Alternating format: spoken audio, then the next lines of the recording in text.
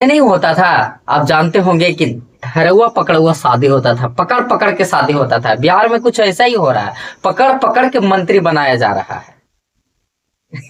अभी बताइए, ये परिवारवाद न है तो क्या है? उपेंद्र कुशवाहा के बेटे डायरेक्ट न वो विधायक है, नहीं कुछ नहीं है, उनको राजनीतिक से दूर दूर तक कुछ लेना देना नहीं है। हाँ, वो कंप्यूटर साइंस साइंस से इंजीनियरिंग किए हुए हैं, उन्हें डायरेक्ट मंत्री पद की शपथ दी जाती है। ये क्या है? बिहार परिवारवाद है ना तो क्या है?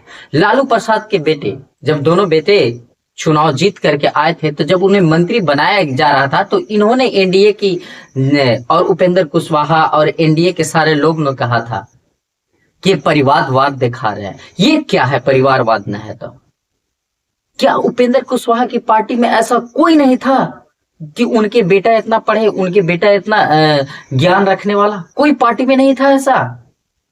आज मैंने देखा कि उपेंद्र कुशवाहा के पार्टी के लोगों ने खूब फोटो लगा रखा है। आपको एकदम कुछ नहीं, दिमाग भगवान नहीं दिया। आपको भी तो बना सकते हैं, उपेंद्र कुशवाहा मंत्री बना सकते थे ना? नहीं, लेकिन आप सिर्फ झंडा धोने लायक हैं, और आप सब दिन झंडा धोइएगा। धोइए, कितना झंडा धोना है। कॉन्ग्रेचुलेशन दे रहे हैं, कॉन्ग्रेचुलेट कर रहे हैं। किस बात की कॉन्ग्रेचुलेट? किस बात की कॉन्ग्रेचुलेट? क्या उनको राजनीति के बारे में आता है? ठीक है, पढ़े लिखे हैं, क्या आता है उनको राजनीति के बारे में, जो डायरेक्ट उनको मंत्री पद की शपथ दिला दी जाती है? यहां तक कि जीतन राम मांझी के बेटा को भी नहीं छोड़ा जाता। क्या ये परिवारवाद नहीं नजर आता है? ये बड़े बड़े मीडिया को परिवारवाद नहीं नजर आता है? लेकिन अगर जो महागठबंधन कांग्रेस ये कुछ कर दी तो परिवारवाद नजर आता है। ये क्या है? परिवारवाद नहीं।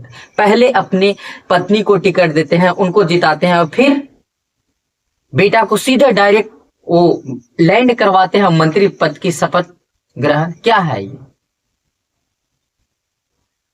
नेताजी आप पे एक कहोतिया एकदम फिट बैठता है कि नेताजी करे तो रास लीला, और अगर हम करें तो कैरेक्टर ढीला। ये हाल अभी एनडीए सरकार देखिए, कोई भी पार्टी अगर जो परिवारवाद करता है, अगर जो आप परिवारवाद के खिलाफ है, तो आप नहीं ना लाइए परिवार को अपना राजनीतिक पार्टी में। क्यों लाते हैं?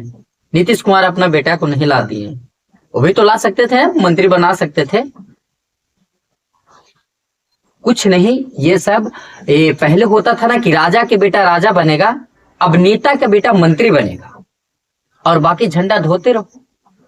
तुम लोग सिर्फ कांग्रेचुलेशन देने लायक हो, देते रहो उनकी पार्टी को। मैं तो कहता हूं कि अगर जो ऐसा कोई करता है तो झंडा धोना बंद कर दीजिए, उसकी पार्टी को झंडा एकदम नहीं ढोइए।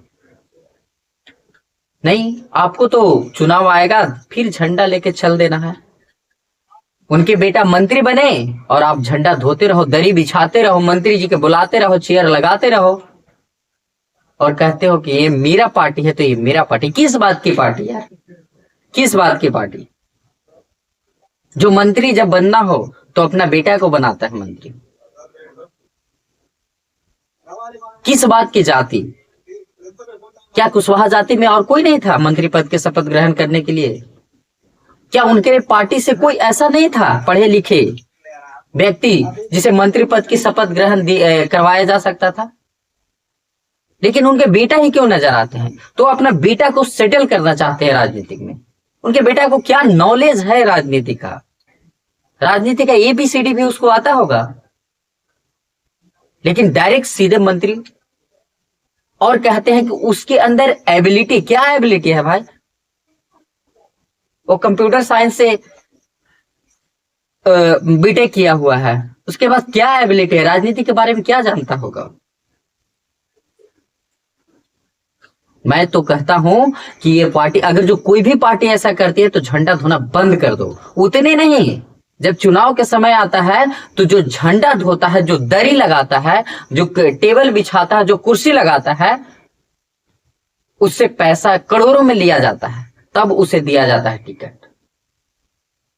क्या आपके पार्टी को 10 साल उस सेवा किया तो आप उसे फ्री में टिकट नहीं दे सकते हो?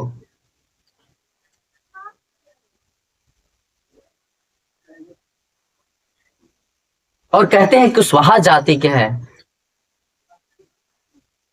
बिहार में सिर्फ जातियों को लेकर यहां राजनीतिक होती है।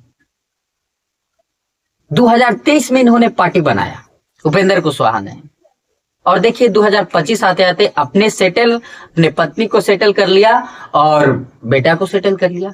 मैं ये वादा करता हूं आपसे, ये कह कर अभी जा रहा हूं कि आने वाला दिन में अपनी बहू को भी ये राजनीतिक पार्टी में ला देगा।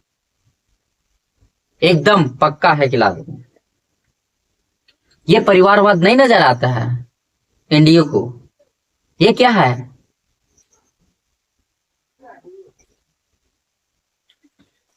आप लोग ढोते रहो झंडा, ठीक है, फूल के फूल भेजते रहो मंत्री जी को, उन्हें कांग्रेचुलेशन देते रहो। मैं तो कहता हूं कि उनकी पार्टी के जितने समर्थक लोग हैं, अब आप झंडा धोना बंद कर दीजिए। चाहे कोई भी पार्टी ऐसा करती है, झंडा मत धोइए। क्यों झंडा धोइएगा? आप झंडा धोने वाले हैं?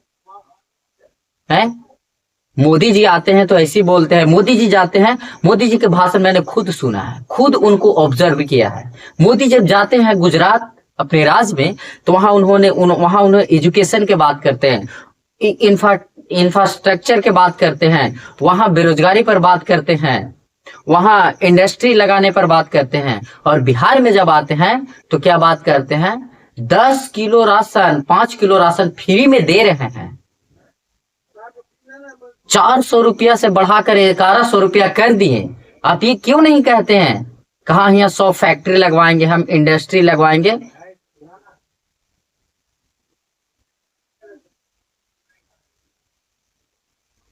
तो अपने राज्य में जाने के बाद आपको इंफ्रास्ट्रक्चर, हाँ, यहाँ क्या दीजिएगा? ट्रेन दीजिएगा। ट्रेन जरूरी है ना देना, क्योंकि बिहार के जनता को ले जाकर के गुजरात में काम करवाना है ना, तो ट्रेन तो देवे कीजिएगा आप।